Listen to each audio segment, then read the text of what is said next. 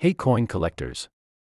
Today we're checking out the 1978 France 1 franc Semeuse coin. This coin features the famous La Semeuse, or the Sower, designed by Oscar Roty. She represents France spreading growth, hope, and prosperity, a powerful national symbol that has been used on French coins for many decades. The reverse displays the motto Liberté, Égalité, Fraternité, freedom, equality, and brotherhood, along with the olive branch showing peace and unity. The 1 franc coin is made from nickel, giving it a shiny silver appearance.